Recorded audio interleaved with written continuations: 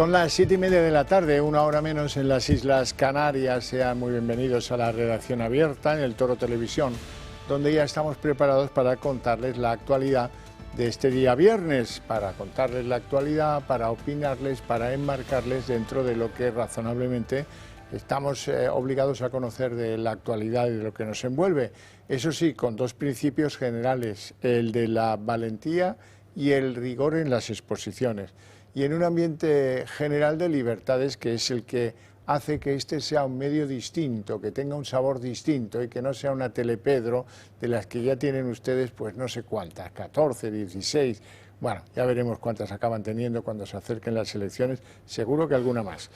Bueno, hoy sin duda una de las noticias que ha tenido mayor impacto durante el día de hoy es que Trump está nervioso porque no avanzan las negociaciones con la Unión Europea y entonces ha emitido pues una especie de zurriagazo generalizado en el que avisa de que, bueno, mira, el 1 de junio resulta que si no hay negociación con éxito, pues les vamos a imponer un arancel del 50% a los productos de la Unión Europea que se importen a Estados Unidos. ¿Es una amenaza? Sí, es una amenaza. ¿Todos pensábamos que esto se estaba negociando? Parece que no, porque el presidente americano señala que las conversaciones con la Unión Europea no están dando frutos. Acusa una vez más a la Unión Europea de haber sido creada para aprovecharse de los Estados Unidos. Y ahora nos vuelve a meter el miedo en el cuerpo. Puede ser un 50 o ya veremos qué. Pero la pregunta es, ¿conocemos los europeos a los que están negociando esto en nombre de Europa? ¿Sabemos cómo van esas negociaciones? ¿No? Como si no pasara nada. Cuando Trump dijo que daba un plazo de 90 días, porque tal, porque cual, pues como que esto lo hemos echado al olvido. No conocemos a los grandes personajes de la negociación. Sí, Úrsula. Bueno, Úrsula, ¿qué quieren que les diga? Pues da para lo que da. Pero desde luego la sensación que tienen en Washington es que la Unión Europea pues, se ha ido de vacaciones y poco más, y poco más. Y no hay un acercamiento de posiciones. Se criticará al Reino Unido, que acabó aceptando por buenos unos aranceles del 10%. En aquel momento todos nos llamamos a andanas y dijimos que, hombre, qué barbaridad, han aceptado un 10% así de saque, pero cerraron su acuerdo y eso también vale. Y nosotros seguimos en la incertidumbre, los mercados se pasean por ella, se asoman al barranco y dicen, pero bueno, ¿qué sabemos de esto? Había una tregua que no termina el 1 de junio, ¿ahora qué significa esto? Que el día 1 de junio va a ser el día en el que se van a empezar a pagar el 50% de aranceles por las exportaciones a Estados Unidos. Pues vaya, pues vaya. Y en esa decepción generalizada estamos. Algunos europeos confían ciegamente en sus autoridades y otros cada vez les encontramos más defectos. Como negociadores han demostrado que no sirven, eso está claro. Porque aquí se hizo una lista muy larga de productos americanos, pero bueno, ya veremos, tal, y pasan las horas y no hay respuesta por parte de la Unión Europea a ese tanteo amenaza de Donald Trump. Que las cosas no se hacen así, bueno, pues es posible, pero a lo mejor hay que entenderse con alguien que cree que las cosas sí se hacen así. Y ahí, amigos, ahí empezamos a tener un problema. Bueno, vamos a nuestro patio interno.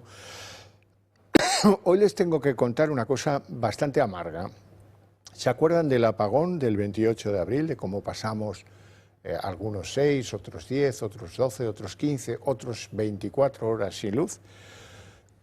Bueno, pues hoy hemos conocido que el apagón, ese mismo apagón, nos va a costar 4 euros más al mes en el recibo de los usuarios que están acogidos a la cláusula de electricidad regulada.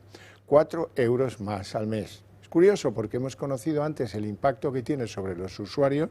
Claro, para reactivar el sistema tuvieron que utilizar centrales de gas que son más caras, que son mucho más caras, y que eso es lo que ahora nos cargan a nosotros, que el fallo de red eléctrica, del sistema eléctrico megamundial, ese que dice Beatriz Corredor, la presidenta de Red Eléctrica, que fuimos capaces de levantarlo en, bueno, la mega maniobra mundial, dice ella. Bueno, luego se ha peleado en unas jornadas con los presidentes de las eléctricas porque les reprocha que el problema han sido ellos, cuando ellos aquí poco tenían que decir. Y dentro de ese tira y afloja, los españoles seguimos, pronto hará un mes, el 28 de mayo hará un mes, los españoles seguimos sin saber qué pasó. Y a nadie le parece urgente y necesario dar explicaciones. Si acaso la señora Corredor, que fue ministra del PSOE, dice que, bueno, que esto pues hay un plazo de 6 meses, que se están investigando muchas cosas, que desde luego no fue un ciberataque. Notifíquelo usted a Moncloa, que siguen diciéndolo por ahí, que desde luego no tuvieron la culpa las renovables. Bueno, eso ya lo veremos, ¿no? Ya lo veremos. ¿Qué certidumbre puede tener la señora exministra de que no fueron las renovables? Un abuso en el uso de las renovables, que es lo que desde el primer minuto corre por los circuitos no oficiales. Alguien, probablemente en Moncloa, dijo a los que trabajan con Beatriz Corredor en Red Eléctrica: mira, chicos, no queremos tener bronca en Europa por cerrar centrales nucleares, sabéis que lo del cierre de Almaraz es bastante inminente, así es que vamos a demostrar a Europa que somos independientes, que tenemos capacidad de sobras para alimentar nuestras necesidades con la generación de lo verde. Y la generación de lo verde, pues a lo mejor no da para lo que muchos pensamos, para que no necesitemos prescindir de la energía nuclear. Digo porque hay muchas dudas al respecto. ¿Qué más tenemos que saber sobre la energía? Pues ahora vais a ver una información según la cual la Seguridad Nacional alertó antes del apagón al Gobierno que había que mejorar el suministro energético. El informe, que elaboraron varios ministerios y el CNI, Centro Nacional de Inteligencia, asegura que cada vez dependemos más del exterior. Y bueno, oiga, que hay que tomar medidas para garantizar el suministro energético. Esta es una alerta que alguien no tomó en serio. Por cierto, para que vean que lo que les digo yo, esta orden o pseudo orden a la red eléctrica para, mira, cierra la llave de lo que aportan las nucleares, que en el momento del apagón estaban en apenas un 6%, dale a la llave de lo que aportan las centrales, sobre todo las centrales fotovoltaicas, las que hacen electricidad a partir de los rayos solares. Bueno, pues no soy el único que está convencido de eso, hay muchos técnicos convencidos de eso, pero claro, el Gobierno no va a decir que la energía favorita de la Agenda 2030 y del mundo verde es la causante del apagón, porque si es la causante del apagón, el apagón puede volver a reproducirse en cualquier momento. Ahora van a ver una imagen de un periódico británico, de Telegraph, que también dice lo mismo. El blackout, el apagón histórico de España, la historia del apagón se está desintegrando. El gobierno socialista es el gobierno socialista, no la energía verde, el que debería estar en juicio ante este fiasco. Fíjense cómo lo caracterizan. Dicen que fuentes de Bruselas han declarado al periódico de Telegraph que las autoridades estaban llevando a cabo un experimento antes de que el sistema se estropeara, probando hasta dónde podrían llevar la dependencia de las energías renovables en preparación para un precipitado abandono de los reactores nucleares a partir de 2027. Pues de la cruz a la raya, lo que les he estado yo contando antes. Aquí pueden contarnos las trolas que quieran, pero es que las trolas cada vez duran menos, las trolas cada vez son menos efectivas. ¿Qué quieren que les diga? Bueno, y en el panorama internacional, hoy, aparte del zurriagazo de Trump con el 50% de aranceles a partir del 1 de junio, no hay gran cosa. Si acaso sí me gustaría destacarles lo que llega de Venezuela. Nicolás Maduro ha detenido a unas 50 personas, ya serán más, ¿verdad?, ante las elecciones regionales y provinciales que están previstas para este fin de semana, en prevención, porque dice que estaban preparando un atentado contra instituciones y tal. Bueno, muchos eran para preparar un atentado, me parece a mí.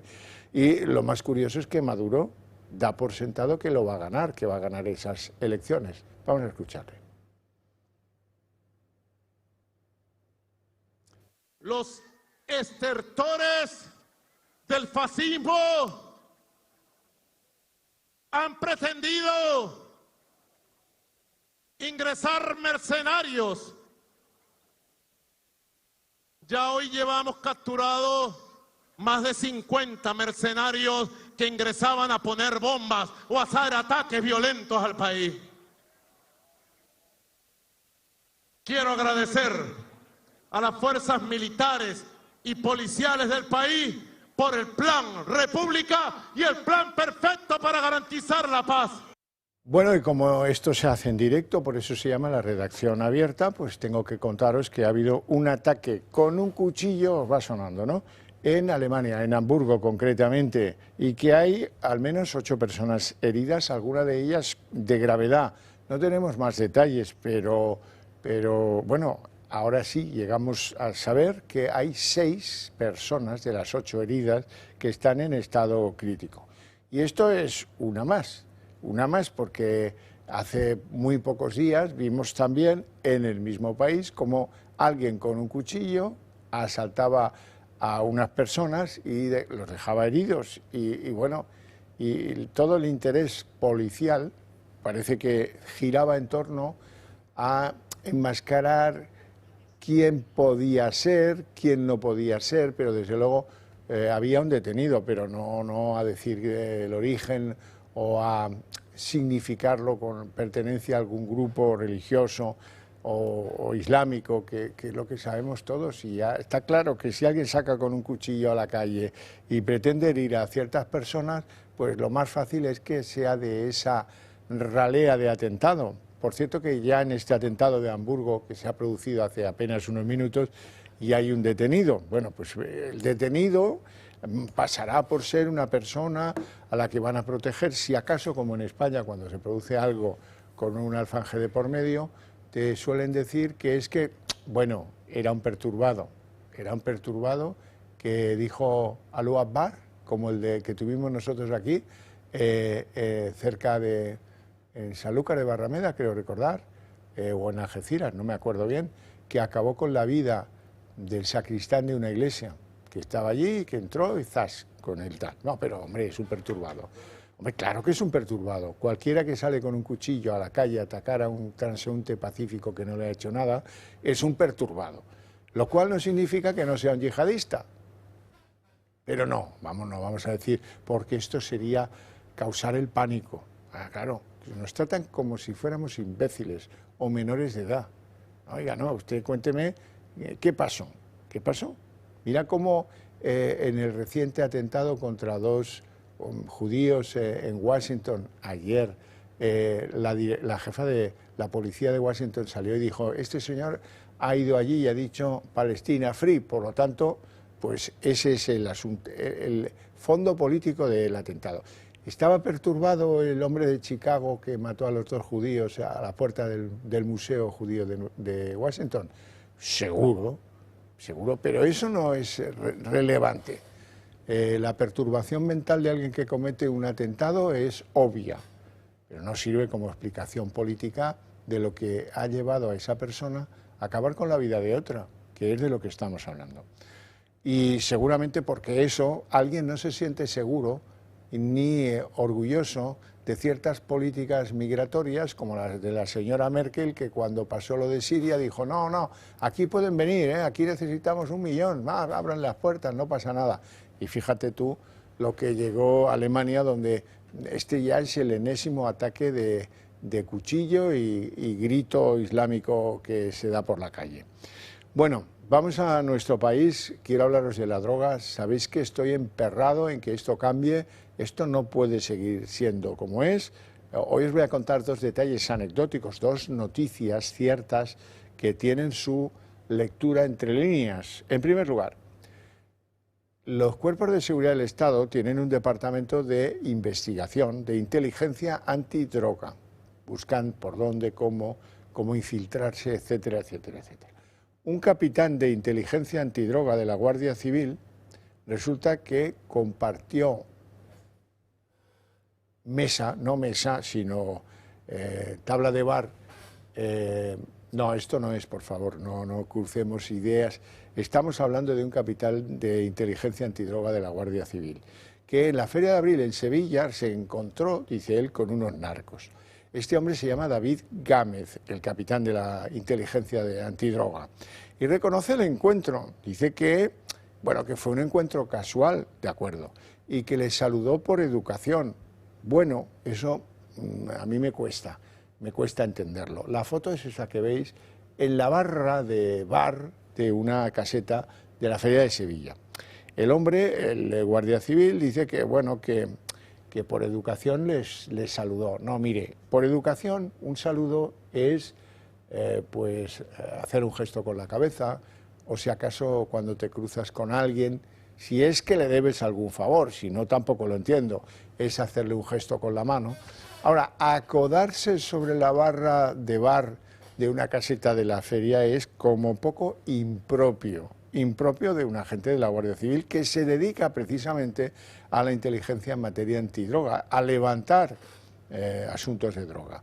Eso no es ni normal, ni en la Feria de Abril, ni en los Sanfermines de Pamplona, no es normal en ninguna parte. Y supongo que alguien lo estará investigando porque es bastante llamativo. Segundo asunto sobre la droga que os va a dejar patidifusos. Una abuela de 80 años ha sido condenada por intentar pasar droga en una visita a su nieto, que está preso, en la cárcel de Zuera, que está en Zaragoza. La mujer, que está cercana a los 80 años, llevaba oculto en su ropa interior hachís, marihuana, heroína y fentanilo. Bueno, pues cuando en un país pasan cosas así, algo muy grave está por llegar y hay que tomar medidas. Y los partidos políticos hacen muy mal escondiendo la cabeza en la arena como los avestruces cuando se trata de actuar para preservar no la salud pública, no, que eso ya pasó a la historia, la seguridad de los españoles. ¿No se dan cuenta de que esto pues va en aumento, de que esto va comprando voluntades, de que esto utiliza mucho dinero y de que o le ponemos el stop o nos va a comer por los pies? Bueno, y ahora quiero que hagamos una reflexión, ustedes y yo, a propósito de cómo va el reparto de las ayudas a las víctimas de la DANA. El presidente del gobierno saca pecho de haber visitado Valencia y de haberse reunido con las víctimas de la DANA 7 meses después del desastre. La realidad es que Sánchez se vio obligado a escenificar un acercamiento a las víctimas a puerta cerrada para evitar los abucheos. Y ni siquiera eran víctimas cualquiera. Moncloa se aseguró de que fuera un encuentro seguro al llevarlo a cabo con las organizaciones de víctimas que han sido asaltadas por Compromís, una escenificación partidista en su máxima expresión. De hecho, no hubo ningún reproche al Ejecutivo Central y todo contra el autonómico. Pero, ¿cómo ha sido el post de la DANA? ¿Cómo han actuado cada una de las administraciones? El gobierno de Sánchez apenas ha atendido un 9,56% de las solicitudes de ayudas de primera necesidad registradas, 4.200 de las 43.500. El Ejecutivo articuló un plan de 16.600 millones de euros para la reconstrucción, pero hoy, algo más de medio año más tarde, solo ha ejecutado un tercio de la inversión, de la cual, además, el 55% proviene del consorcio de seguros. Los autónomos tampoco han recibido lo suficiente por parte del gobierno central. Más de 4.000 declararon el cese de actividad por la DANA, al ver sus negocios arrasados, y han sido incapaces de volver a trabajar.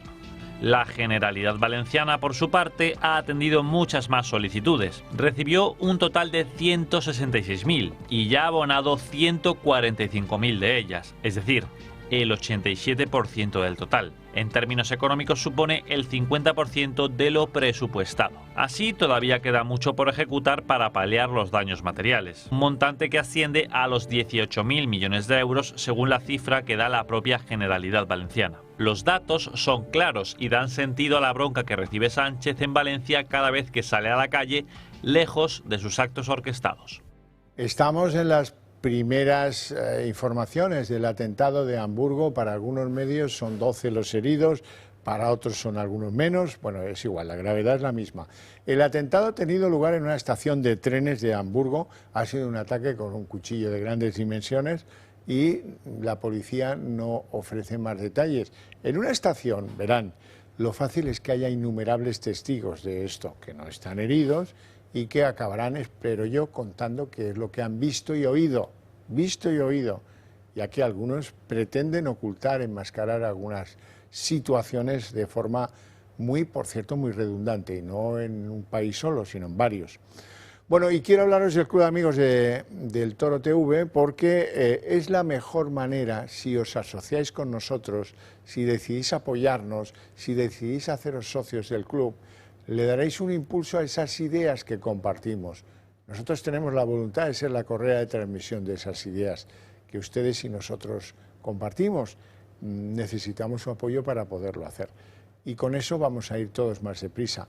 Y sobre todo vamos a hacer que esas ideas sean del conocimiento de todos los españoles, que ahora mismo no es así.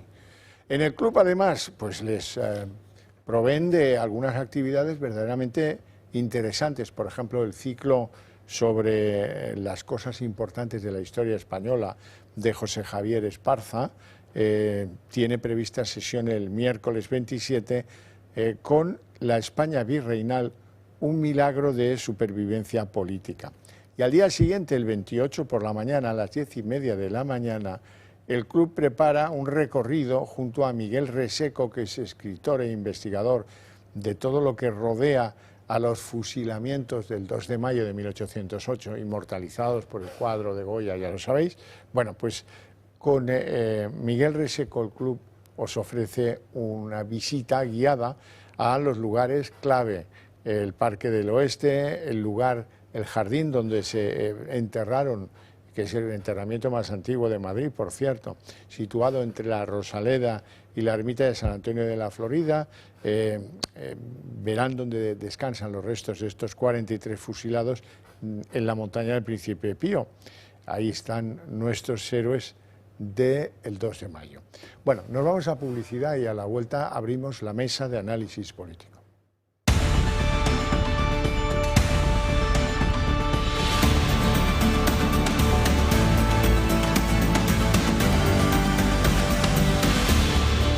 Bueno, abrimos nuestra mesa de análisis político. Lo primero y principal, presentarles a nuestros invitados hoy. Don Juan Carlos Bermejo, un gusto tenerte aquí, economista, expolítico, verso suelto y hombre con acrisoladas virtudes críticas. Qué exagerado. Muchas gracias, don Xavier. Exagerado es un exagerado, bueno, ya sabes. Venga, vale, visto. Don David Gómez, en cambio, es un abogado que solo presume de una cosa. De ser de Ávila. Y seguro que nos mete un videoclip de un momento a otro. Bueno, hay asuntos que solventar. Por ejemplo, hoy hemos conocido que este hombre, Santos Cerdán, que es el número 3 del PSOE, secretario de organización, el sustituto de Ábalos, ¿verdad? Pues que tenía flujos monetarios ingentes e injustificados. Y hombre, no hay que ser ingeniero para sospechar, yo no digo que lo sea, pero sí que lo parece, que esto pueda venir de comisiones irregulares, ilegales, pellizcos, mordidas, coimas. Tiene mil maneras el español es tan rico que puedes estar una tarde echándole aquí adjetivos al hecho del trinque.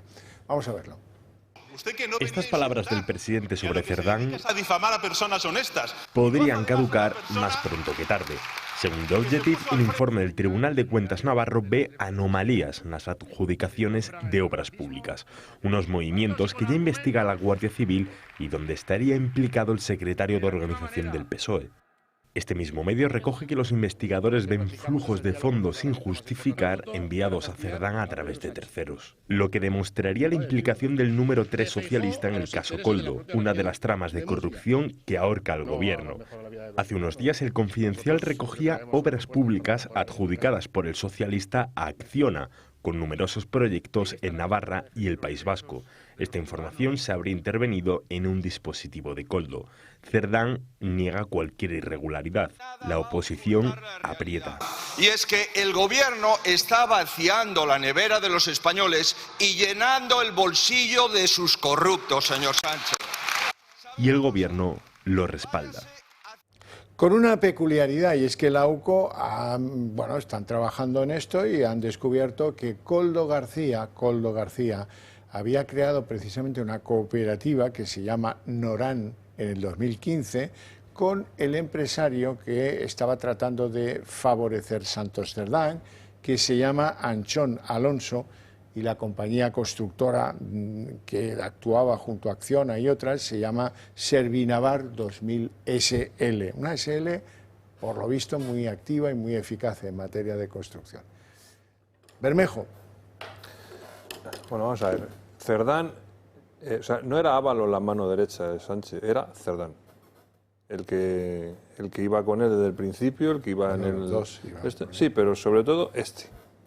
Y el que colocó a Koldo en el PSOE y el que le dio carta blanca, realmente era este. O sea, no nos engañemos. O sea, el cerebro era este, Cerdán.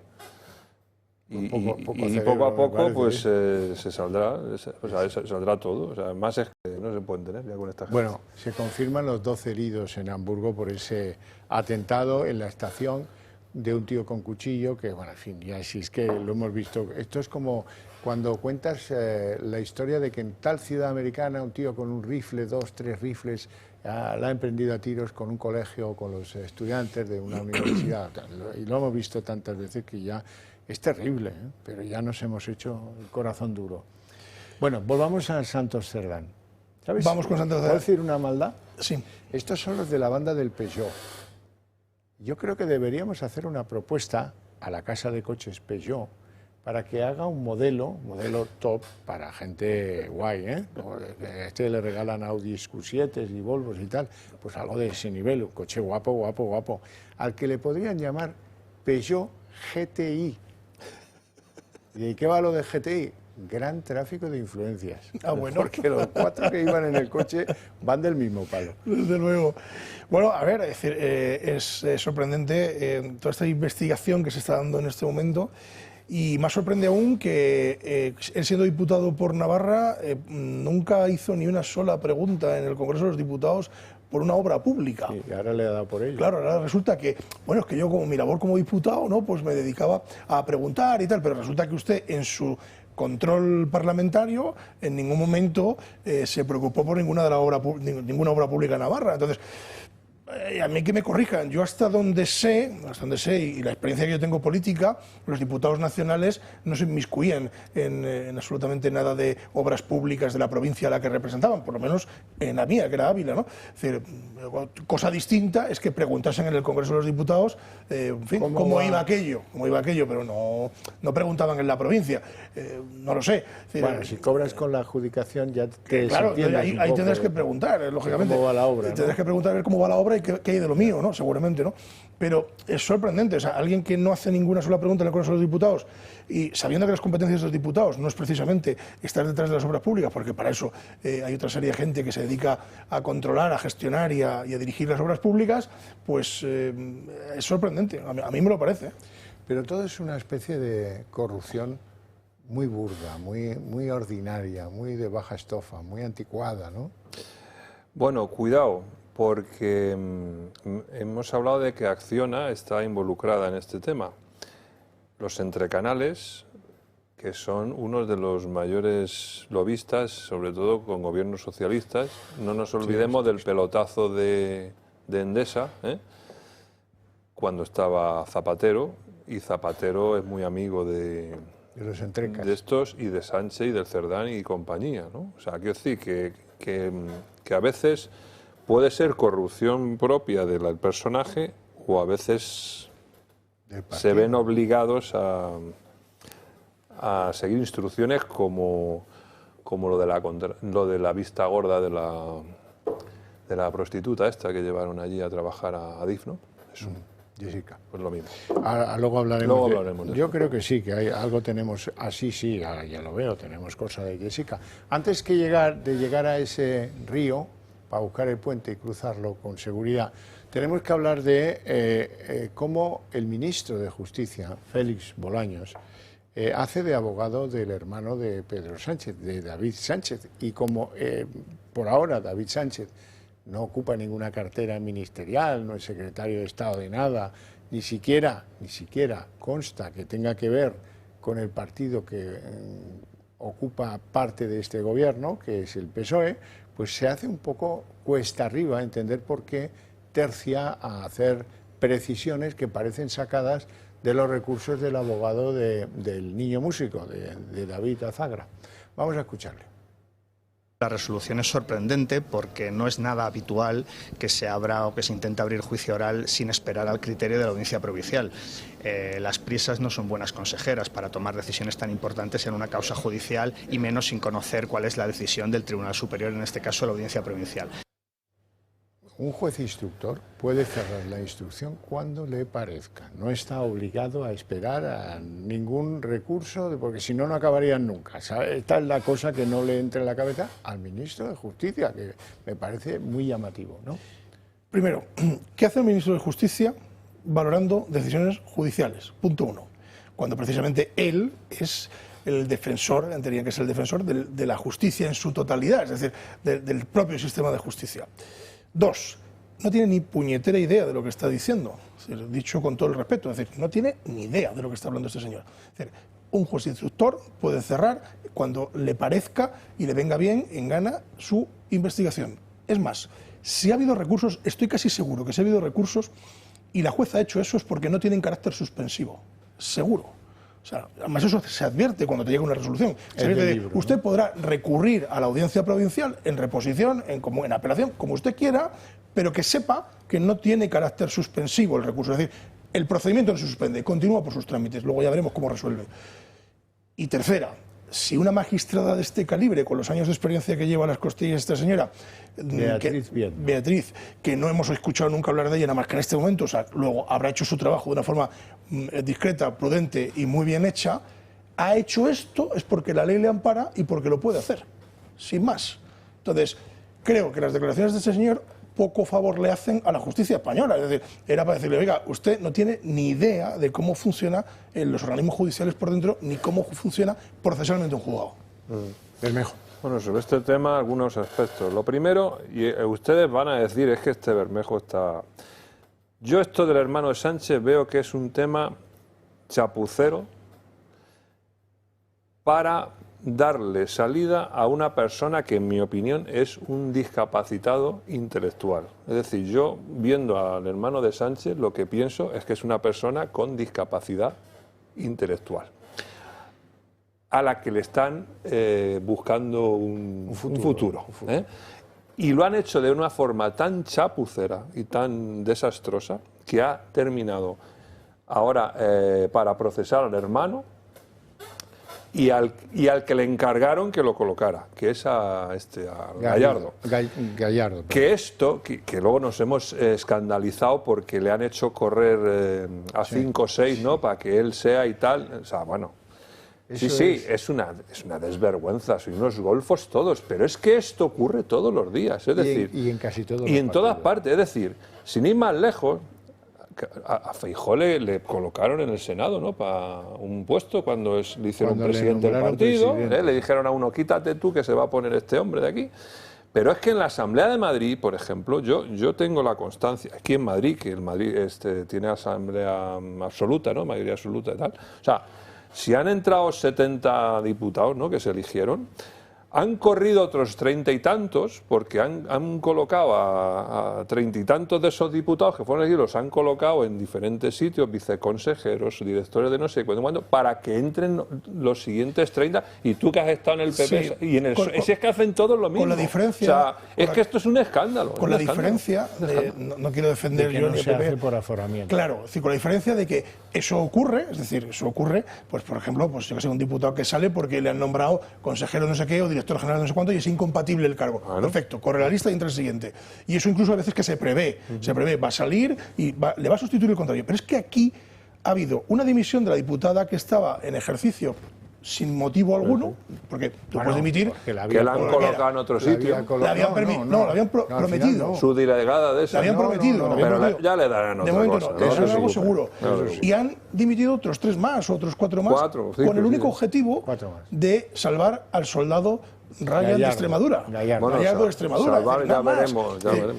Pero, ojo, son muy ingenuos porque dicen, bueno, que lo juzgue el TSJ de Extremadura. Bueno, pues que lo juzgue el TSJ de Extremadura como si tuviera algún privilegio el TSJ. Aquí tengo que decir que hay un precepto que ya veremos, porque es que la que manda en Extremadura, que María Guardiola, le dio la Cámara, el control de la Cámara se lo dio a los socialistas. Y ya veremos entonces qué deciden los socialistas. Todo lo que decían los socialistas será en favor de su secretario general. Así son los partidos, todos. Bien.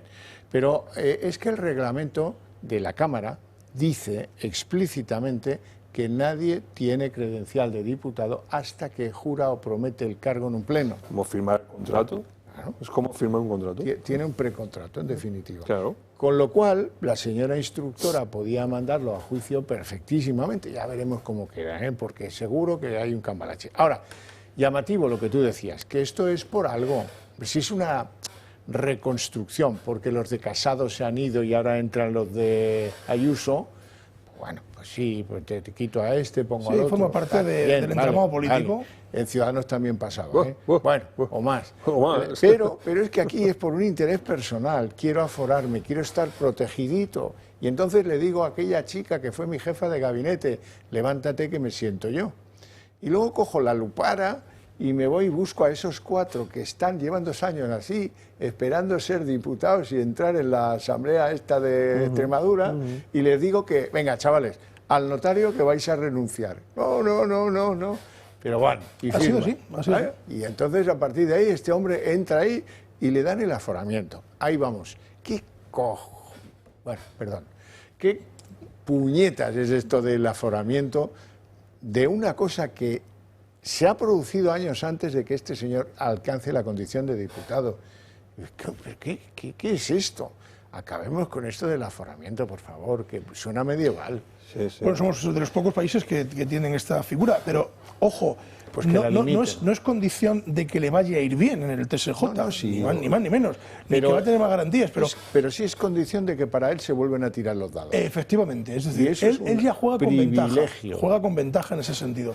Entonces, pero lo triste de esta historia y lo dramático de esta historia es que haya tenido que ocurrir todo esto para que este señor le aforen, es decir, que dimitan 4, una que otra dimita, es decir, que corra la lista, con el único objetivo, lo pueden explicar en arameo, como lo quiera explicar, lo puede explicar, pero que el objetivo es aforarse, vamos, eso lo saben en Cancún, es así, con lo cual no tiene más misterio. Pero hay parlamentos, algún parlamento autonómico que no tiene aforados, porque así lo han decidido en su momento, ¿no? Por ejemplo, en Cantabria no tienen aforamiento, porque el otro día fue a declarar Revilla a un juzgado ordinario. Sí, no está fuera. O bueno, a un trámite. Entonces, pues que hagan lo mismo en Extremadura. ¿No tienen mayoría ahora los de Vox y el PP? Pues que cambien el estatuto, no sé cuánto hace falta para cambiarlo, a lo mejor no pueden, pero bueno, por lo menos que lo propongan. Bueno, y la sucesión de los hechos, esta no se la pueden perder, porque todo esto de la lupara y llevar al notario a los 4 estos, echar a la pobre Maricruz, creo que se llama, que estaba allí tranquilita, y prometerle que será subdelegada del gobierno, pero en eso manda a otro cortijero, que es el que manda la delegación del gobierno, y le ha dicho, por aquí me vas a hacer tu cambio. Vamos, que no. Así van los partidos. Esto es el futuro de España. ¿Cómo quieren ustedes que la gente joven se involucre en políticas y ve ejemplos como este y tantos más? Este Gallardo ha conseguido todo este episodio en solo 28 horas. Ahora vais a ver, lo publicaba hoy El Mundo. En 28 horas ha decidido y se ha organizado su aforamiento. Una cosa, espectacular. Dicen muy poco. Puedo decir una cosa, muy probablemente, económicamente, a este señor no le interesaba ser diputado, puesto que seguramente cobre más en la Diputación y tiene muchas más prebendas, en el sentido de coche oficial, pitos, flautas, de lo que va a tener ahora en la Asamblea de Extremadura. Lógica no tiene, ninguna, política no tiene. La única lógica que tiene es ir huyendo de una espada judicial. No, pero no va a ser solo eso. Él es el secretario general del PSOE en Extremadura, por lo tanto será presidente del grupo parlamentario y bla. Y eso de que va a cobrar menos... Para eso tendrán que mover a otros tantos de la lista. Con toda seguridad. ¿Y en la Diputación de Badajoz qué pasa? Porque han perdido a su presidente. Bueno, no pasa nada, ya buscarán a otro. Eso no es motivo de preocupación. Lo que han hecho muy hábilmente ha sido convocar un concurso para nombrar a un sucesor de clarinetes y trompetas de las artes florales de allí, para que no quede tan a la luz pública como que esto se organizó para darle cobijo, ¿vale? Y espero y deseo que esta vez lo gane alguien que lo merezca, que se presente y tenga mejor titulación que otros, más experiencia que otros, y dé un impulso a esto. Y ¿sabes qué te digo, Bermejo? Que esto a ti y a mí nos ofende por lo de la economía, nos ofende especialmente, que a mí, yo no me doy por contento con el cierre que ha hecho la jueza de este asunto, porque se ha creído a la agencia tributaria que le ha dicho que es mega normal que un tío se haga ciudadano fiscal portugués cobrando sueldos del erario público español. Y eso no es presentable. Lo diga la agencia tributaria como si lo dice el Papa de Roma, ahora que tenemos. No cabe en cabeza. Otra cosa es que tenga una casa en el VAS y que vaya y venga de ella cada día, perfecto. Pero ciudadano fiscal portugués siendo funcionario en España, cobrando de un contrato público de la Diputación de Badajoz, ni de coña, ni de coña. Y ahí la juez no, que probablemente porque no controle el tema fiscal o lo que sea, o porque el informe sea muy contundente, o porque no tenga camino para darle la vuelta al asunto, pero eso no está bien cerrado, ¿eh? Yo tengo una curiosidad. Todos los que forman parte del cuerpo diplomático que trabajan, que trabajan supuestamente, les pagamos el sueldo en España, pero viven como es natural en los países donde está. ¿Qué es esto? Es decir, ¿sería el mismo caso que el de este chaval? ¿O algo así? ¿O cómo? No, porque tiene un régimen fiscal distinto. A ellos distinto. Claro, es que yo de fiscalidad funcionarios expatriados en el exterior. O sea, hablamos siempre de funcionarios expatriados, o sea, no de gente que trabaja en empresas españolas en el exterior, sino de funcionarios expatriados que cumplen una función pública en el exterior, que hay muchos, no solo el cuerpo diplomático, puede haber policías, puede haber gente del comercio exterior. Se consideran parte del Estado español. Claro, lógicamente. Entonces, por lo tanto, es como si vivieran en España. Claro, tendrán, seguramente, no sé cómo funciona, pero seguramente tendrán alguna exención fiscal. País. Hay países con acuerdos de doble tributación, otros como Inglaterra, donde hay que pelearlo vivamente, porque así que llegan, te mandan una carta y te dicen, usted a pagar aquí, que usted vive aquí. No, pero yo es que pago en España. Uy, demuéstrelo, y te vuelven loco. Pero bueno, a lo que vamos. Tengo que contaros que otra que la señora que aplaude así, María Jesús Montero, también ha salido con la misma historia de siempre, con esto del hermano del presidente, que ahora ya está pues procesado, ¿no? Diciendo que se trata de un bulo. ¿A que no adivinan de quién? De la extrema derecha. Hombre, si es que esto es un clásico. Vamos a escucharla. Conocemos suficientemente de esta situación para saber que se ha fundamentado en un bulo, en una mentira en la que se pretende hacer creer que una persona que aspira a un puesto de trabajo y que no tenía en ese momento el presidente ninguna función institucional, es que no era Pedro Sánchez presidente del gobierno, que evidentemente se trata de una persecución en el sentido de que la extrema derecha está permanentemente poniendo en conocimiento de los tribunales situaciones que son bulos, que son mentiras. Bueno, ni merece comentario. Si no es que ustedes quieren añadir algo, yo la verdad es que no. La responsable en Traxatec de Jessica la Protegida se llama Virginia Barbancho y hoy ha ido a declarar y ha dicho cosas que a mí me han conmovido. Que a ella le dijeron que se trataba de la sobrina del ministro, que le metieron 3.000 presiones, que acabó por no aguantarlas y que dijo bye bye, me voy de Traxa porque esto es inaguantable. Le llamaban muy a menudo desde Adif y desde otros centros neurálgicos del poder de Ábalos para que no la presionaran, para que cuidaran de ella, para no sé cuántas las cosas. Vamos a oírla. Que yo hice lo que pude, ¿eh? Yo detecto una irregularidad, empiezo a ver que la trabajadora no ficha, empiezo a ver que se me escaquea y que no tengo control sobre ella, y se lo digo a mi gerente y no hace nada. Para colmo, el cliente lo que hace es decirme que la deje en paz. Me mandaron callar, hice las maletas y me fui. Bueno, creo que es la declaración más clara y más directa y contundente de todos los que han pasado por ahí. Es decir, la más clara. Es que esta ya no está allí. Claro, es decir, la más clara. Lo dice además con total franqueza. Es decir, o sea, yo lo entiendo. Es decir, yo de repente detecto que esta señora no viene a trabajar. Entonces pido explicaciones y a partir de pedir explicaciones, pues ¿Cómo la presionarían? ¿De qué manera? Para irse, porque entiendo que renunciaría a un buen sueldo y a una buena categoría, ¿no? Entonces, ¿cómo la presionarían y para que la dejara en paz?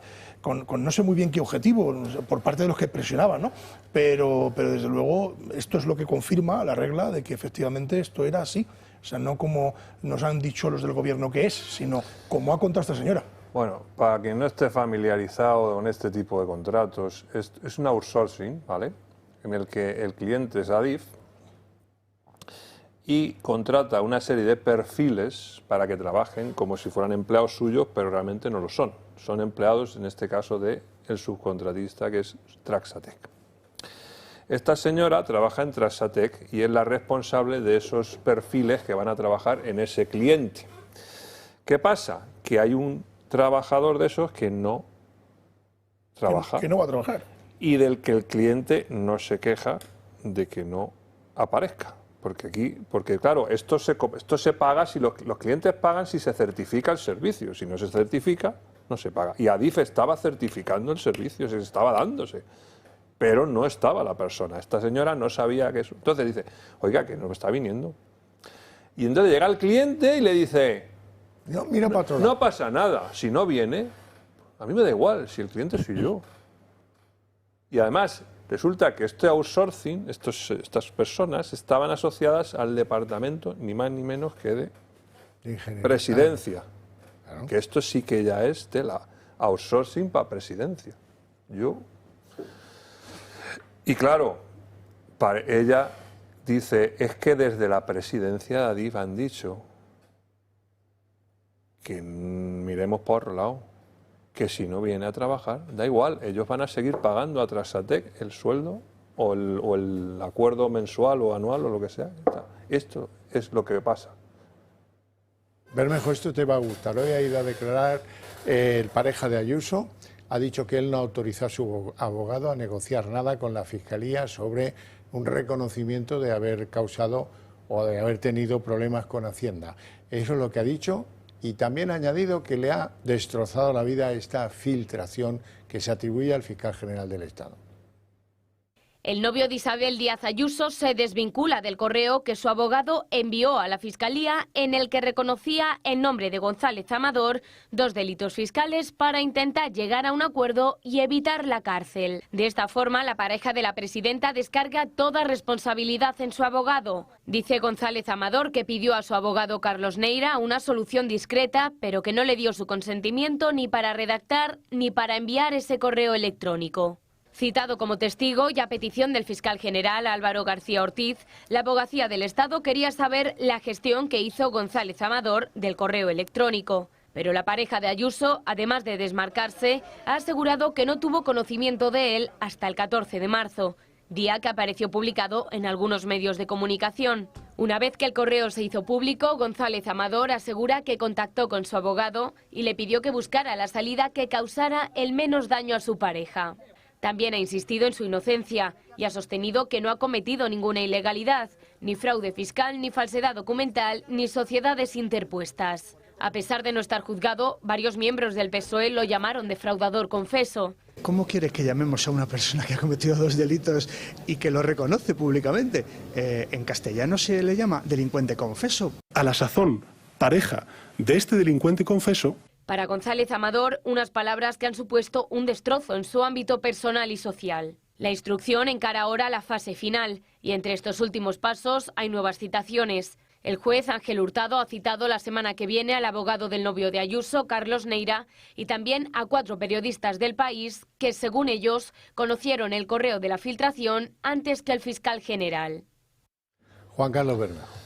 Bueno, yo esta declaración, si fuera acompañada de una denuncia a ese abogado que ha dicho algo tan grave en su nombre, pues la creería, pero es que si no, no hay por dónde cogerla. O sea, yo vuelvo a repetir, Isabel, si tú te quieres suicidar es tu problema, pero este personaje no hay por dónde cogerlo. Lo que acaba de decir, si no lo acompaña de una denuncia a ese abogado, que supuestamente habló en su nombre, que es una cosa tan gravísima, te está tomando el pelo, te está mintiendo. O sea, allá tú, macho, si tú quieres seguir defendiendo a este personaje y estás muy enamorada, no sé qué coño te pasa. Allá tú. Bueno, no tenemos tiempo para más, lo dejamos aquí, con mi agradecimiento a estos señores por su presencia y sobre todo por sus opiniones, y a ustedes por su interés y su atención. Ahora, para ustedes tengo premio a la vuelta de publicidad, arrancamos aquí el día en 30 minutos.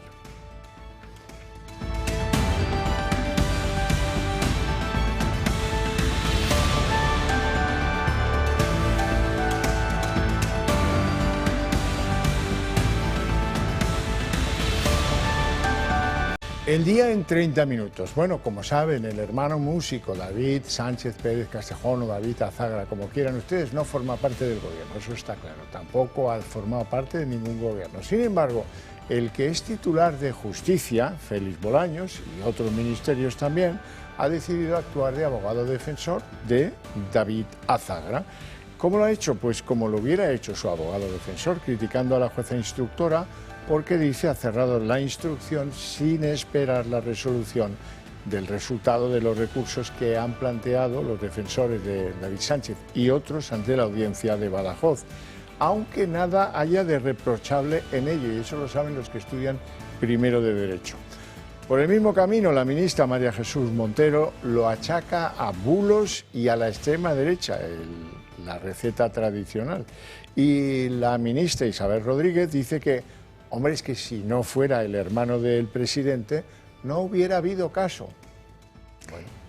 En el PSOE extremeño también cierran filas con el otro gran protagonista de esta historia, el secretario general del partido en Extremadura. Ellos niegan que haya habido movimientos apresurados o fuera de la normal para aforar a Miguel Ángel Gallardo. Niegan también que haya división interna, que esto vaya a dañar la reputación del partido, cuando ayer mismo varios altos cargos de la Diputación mostraron su incomodidad por lo sucedido. Y prisas no. Yo con prisas me he referido al auto de la jueza de ayer, que había 3 diputados por delante de él que han tenido que renunciar. Pues es cierto, no ha sido un cambio de escaño al uso. No sé de qué división interna me está hablando. Que el único objetivo político que tiene el PSOE de Extremadura es que nuestro líder, igual que tuvo que renunciar un senador en las Cortes Generales, para que entrara Feijóo y poderle hacer preguntas en las Cortes Generales al presidente del Gobierno.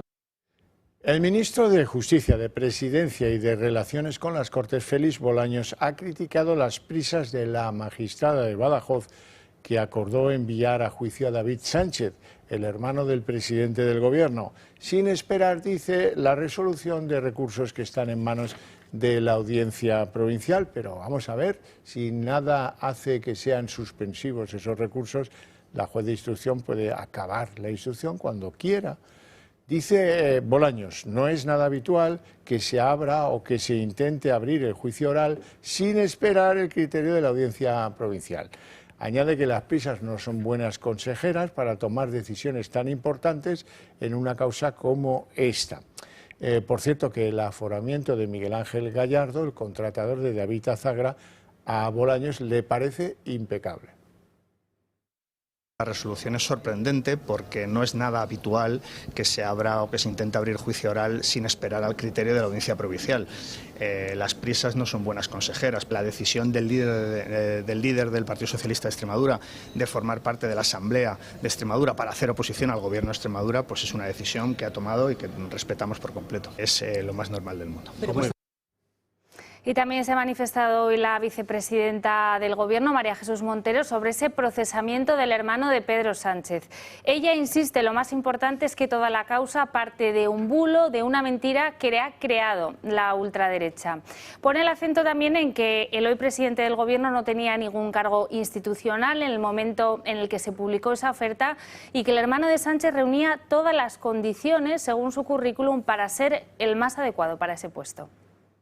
Conocemos suficientemente de esta situación para saber que se ha fundamentado en un bulo, en una mentira en la que se pretende hacer creer que una persona que aspira a un puesto de trabajo y que no tenía en ese momento el presidente ninguna función institucional, es que no era Pedro Sánchez presidente del Gobierno, que evidentemente se trata de una persecución en el sentido de que la extrema derecha está permanentemente poniendo en conocimiento de los tribunales situaciones que son bulos, que son mentiras.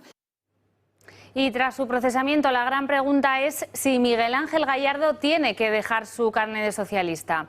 La respuesta es no, aunque el Código Ético señala que la apertura de juicio oral conlleva inmediata suspensión de militancia.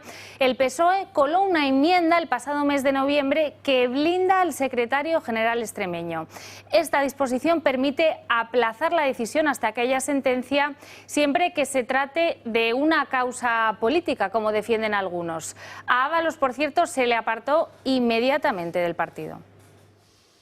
Bueno, cabe preguntarse, este es el momento, de si es normal que Miguel Ángel Gallardo consiguiera en tan solo 28 horas darle la vuelta a todo, o a casi todo, a su antojo y conveniencia. Con tan poco tiempo en la alforja como secretario general del PSOE extremeño, ha demostrado que no solo es un varón socialista, sino que es la verdadera versión política del viejo cacique de Extremadura, como aquellos terratenientes, seguro que se acuerdan de los Santos Inocentes, de la novela de Delibes o de la película. Hoy los verdaderos caciques hacen y disponen de bienes, de virtudes y de haciendas de los pocamontas del partido. Esos son hoy los verdaderos caciques y son políticos. Gallardo perseguía su aforamiento, claro que lo consiguió. Sacó a su exsubordinada del sillón del Parlamento, tal como cuando Paco Raval llamaba Milana bonita y el pájaro aparecía. Gallardo, sin escopeta creo, arrugó a las 4 aspirantes que tenía por encima en la lista para que fueran al notario juntos el mismo día, en horas, a certificar que habían visto la luz y que ya no querían ser diputado. Incluso estaban dispuestos a jurarlo por la Virgen de la Soledad Coronada, que tiene mucho predicamento en Badajoz. Qué vergüenza esta carrera frenética para que el señorito, el caciquito, consiga su aforamiento. Mientras los espectadores de toda esta patraña nos preguntamos cuándo acabaremos con el privilegio este del aforamiento que protege a los señores del cortijo del PSOE y otros también, convirtiéndoles en cortijeros de primera frente al común de los ciudadanos. Gallardo debe ser juzgado en su juzgado ordinario, como cualquier ciudadano, y no por el Tribunal, en este caso superior de Extremadura. En primer lugar, porque Gallardo no era diputado al cerrarse la instrucción. Si acaso lo será cuando jure el cargo ante el Pleno de la Cámara. En segundo lugar, porque lo investigado era muy anterior a ejercer como diputado y no merece ser aforado. Y la justicia se planta ante los últimos años. 5 de las 7 asociaciones de jueces y fiscales han convocado un paro para el próximo 11 de junio y amenazan con ir a la huelga si Bolaños no retira las últimas reformas que afectan al acceso a la judicatura y al Ministerio Fiscal. Sobre la primera, los firmantes creen que no responde a una verdadera demanda social y que no soluciona los verdaderos problemas de la justicia. Sobre lo que se refiere a Álvaro García Ortiz, esa reforma creen que va a contribuir a dar más poder al fiscal general sin establecer contrapesos internos. Los jueces y fiscales amenazan incluso con llevar un informe contrario a estas dos reformas a varios órganos de la Unión Europea, en concreto al Parlamento y al Consejo de Europa. Fuentes próximas a las investigaciones en torno a las andanzas del secretario de Organización del PSOE, Santos Cerdán, hablan de que ha podido aflorar una ingente cantidad de fondos sin justificar. El número 3 del PSOE se enfrenta a un informe de la AUCO que está a punto de llegar al juzgado con todas sus actividades y con sus patrimonios. Según las mismas fuentes, existen indicios fehacientes y suficientes de que Santos Cerdán pudo recibir recursos injustificados por parte de algunas empresas y compañías, en lo que algunos creen que tiene relación con comisiones ilegales. Estas palabras del presidente sobre Cerdán a difamar a personas honestas. podrían caducar más pronto que tarde. Según The Objective, un informe del Tribunal de Cuentas navarro ve anomalías en las adjudicaciones de obras públicas, unos movimientos que ya investiga la Guardia Civil y donde estaría implicado el secretario de organización del PSOE. Este mismo medio recoge que los investigadores ven flujos de fondos sin justificar enviados a Cerdán a través de terceros, lo que demostraría la implicación del número 3 socialista en el caso Koldo, una de las tramas de corrupción que ahorca al gobierno. Hace unos días el Confidencial recogía obras públicas adjudicadas por el socialista a Acciona, con numerosos proyectos en Navarra y el País Vasco. Esta información se habría intervenido en un dispositivo de Koldo. Cerdán niega cualquier irregularidad. La oposición aprieta. Y es que el gobierno está vaciando la nevera de los españoles y llenando el bolsillo de sus corruptos, señor Sánchez. Y el gobierno lo respalda. Y la UCO ha detectado que Koldo García formó una cooperativa con uno de los empresarios a los que presuntamente habría beneficiado Santos Cerdán en Navarra. Se trata de Joseba Anchón. Él es dueño de la empresa Servinavar, a la que el gobierno de Chivite adjudicó un contrato por 67 millones que está ahora bajo la lupa de la UCO.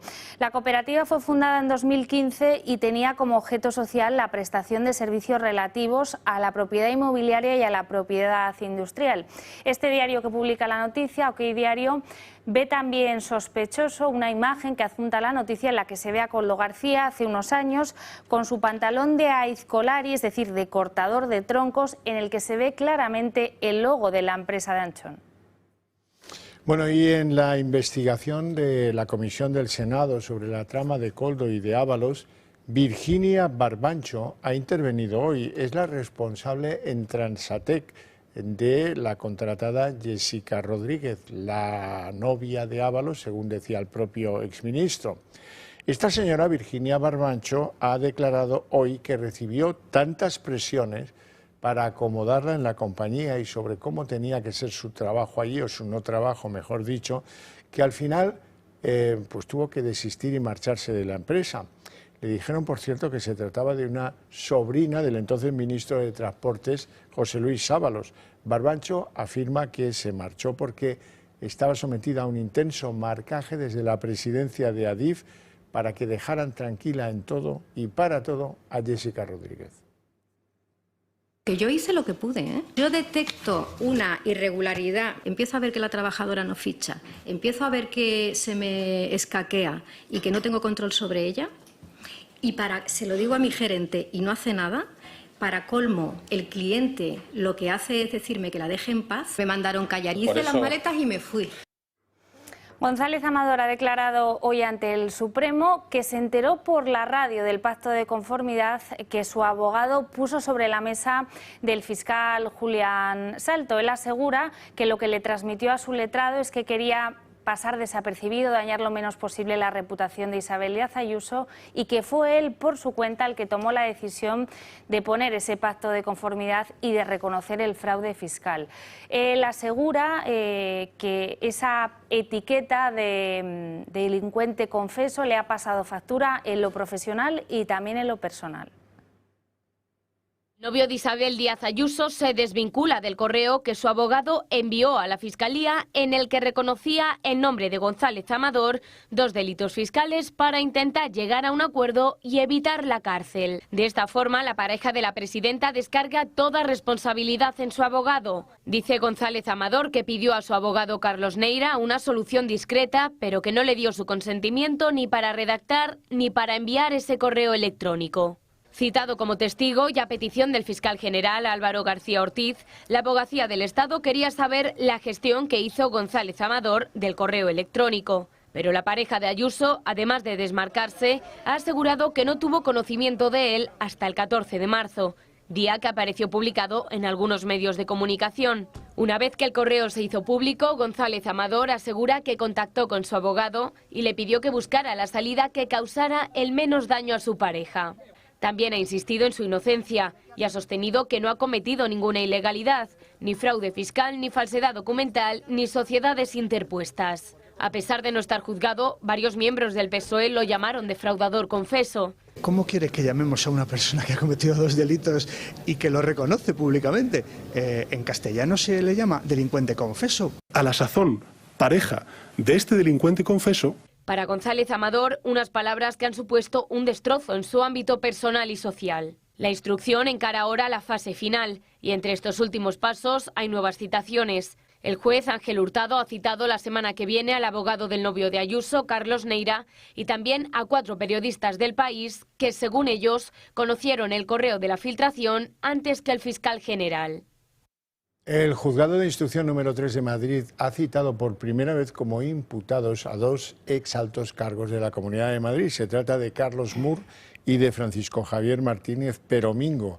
Todo esto en relación con cómo se trató a los ancianos en las residencias públicas durante la pandemia de 2019. Esta causa había sido sobreseída inicialmente, pero ha vuelto a ser reabierta por el juzgado a petición de la Fiscalía Provincial de Madrid. Y 12 personas han resultado heridas en un ataque con cuchillo en la estación central de Hamburgo. Por el momento hay una mujer detenida cuyas motivaciones se desconocen. La policía ha llevado a cabo un fuerte despliegue policial por la zona en la que se buscan si podría haber colaboradores con esta persona. De las 12 personas que han resultado heridas, 3 de ellas se encuentran muy graves.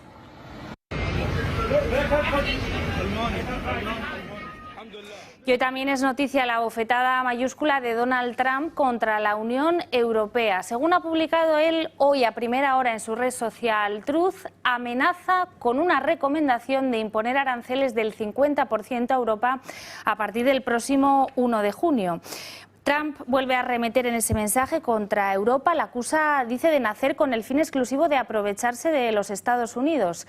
La noticia ha caído por sorpresa en Bruselas. Allí se esperaban que dentro de esa tregua de 90 días las negociaciones mejorasen, como está pasando en otros países como Reino Unido o como China.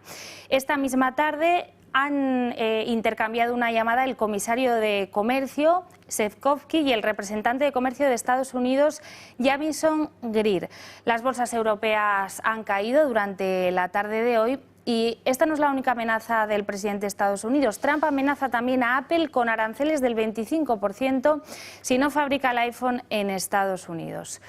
Y varapalo también para Donald Trump, el que hemos conocido esta tarde. Una juez federal suspende cautelarmente esa decisión de que Harvard no pueda registrar estudiantes extranjeros. La medida afectaba a 7.000 estudiantes e investigadores, una cuarta parte de los alumnos del centro, y ha sido denunciada por la propia universidad. Supone esta decisión una escalada en los ataques a este prestigioso centro, al que Trump acusa de incitar el antisemitismo y el terrorismo. Washington, a lo largo de estos últimos meses, ya había llevado a cabo otras medidas, como congelar fondos federales y amenazar con retirar las exenciones fiscales. 50 detenidos al menos en Venezuela por orden de Maduro porque estaban en un supuesto complot contra las elecciones regionales y parlamentarias que tendrán lugar el próximo domingo. Maduro, por cierto, ya ha anunciado que va a ser el ganador de las mismas. El domingo Venezuela tiene una cita con las urnas en votaciones regionales y parlamentarias. El país busca un cambio de régimen. Tras años sumergido en una inflación galopante y una caída de la moneda que no parece tener fin, la oposición sigue dividida. María Corina Machado llama la atención. Este domingo, pa' tu casa. No salgas, no los obedezcas. Y los que animan a la participación, como Enrique Capriles. ¿Qué se hace la persona si no va a votar? ¿Se queda esto así? Bueno, Ya sea el gobierno, Maduro se salió con las suyas, se quedó con todo. La oposición espera recuperar gobernaciones o aguantar en las que ya tiene. El régimen se encuentra en un estado de paranoia. Ha detenido a decenas de extranjeros acusándolos de dinamitar las votaciones. Venezuela se encuentra en tensión con Estados Unidos por las concesiones a las petroleras estadounidenses. Y también con Guyana. Caracas reivindica el Esequibo, una región rica en petróleo donde ahora quiere colocar un gobernador. Georgetown ha denunciado y Naciones Unidas ha prohibido cualquier violación de la soberanía. Y Netanyahu, un día después, sigue acusando a Europa de alentar ataques como el que tuvieron lugar ayer en la Embajada de Israel en Estados Unidos. Él asegura que el Viva Palestina es el que antiguamente era Heil Hitler. Para estos neonazis, Palestina libre es simplemente la versión actual del Heil Hitler. No quieren un Estado palestino, quieren destruir el Estado judío. quieren aniquilar a los judíos, que han estado en la tierra de Israel durante 3.500 años. Marina, y habrá que estar pendiente de las lluvias en el levante español. Así es, antes de ese calor que nos espera a partir de la semana que viene, van a descargar con fuerza las precipitaciones en varias zonas de nuestro país. Estas imágenes que están viendo sucedían en un municipio de Murcia y en localidades como Cartagena. Hoy han descargado más de 30 litros de agua durante el día. También en Benidorm nos llegan imágenes como estas, las playas totalmente inundadas por ese agua que llegaba a alcanzar alguna de las calzadas donde era difícil transitar a los vehículos. Como decimos, lluvias durante este fin de semana, pero vuelve el calor a partir del próximo lunes. Bueno, y hasta aquí el día en 30 minutos. Les deseamos un feliz fin de semana, una feliz noche a todos, especialmente a los que sigan pendientes de la señal del Toro TV. Y volvemos el lunes con toda la información. Que pase buen fin de semana.